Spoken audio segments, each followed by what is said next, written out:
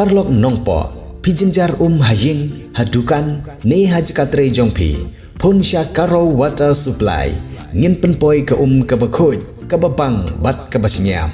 pun hau number pranyo saunat not henriu nyolai pun sepi penpoi bai hajing pima dukan pima jakatre pima penpoi be ise ban smol tho ya kajing bat ki jingdun kam jong ipat ba kathan umdan bat kum juru ke bai dei bat ki kam penroi syakani kathan UMP Lok Sabha na Shillong Parliamentary Constituency u Dr. Ricky AJ Singkon hakasing sajan jong katayo balala ula pelong ya kajing kendu jong kinong yalam shnong kani kathan hakani kajing kendu kinong yalam shnong kilapan pau kijing jong kishnong jong ki ringkat kijing tho haka juk opor nak liang jong ko All Meghalaya Karbi Association kabadi ke kenhun kinong shong shnong nak jaj benriu Karbi kilabu lang ya kijing kerpat Ahmad UMP ba nampon tu ban rong seki long ke thau tat ka bangala kawai ni ke thau jogata kalong oi ni jawan ai khuble na ka banta ke kershan ka jompi yanga bagan poi shel ka thom kum werpi joka Shillong Parliamentary seat but kenal ni baga jinglong MP ka jonga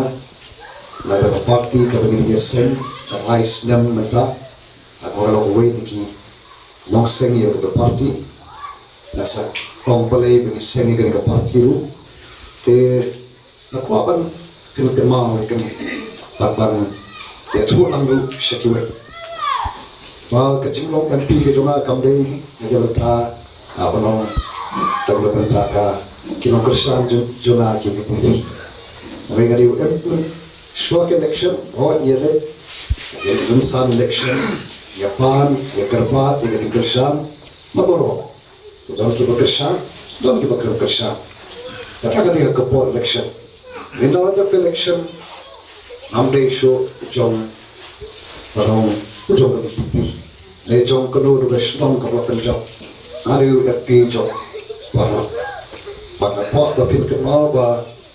nalong tang kum ushakri na apa ushakri jong Shillong Parliamentary seat naga benta ki kerla nagon shimkulum lagi ki para Pagan la edawan syakri hok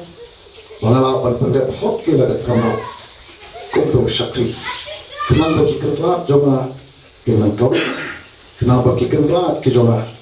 kenyo yang dengan cingkerku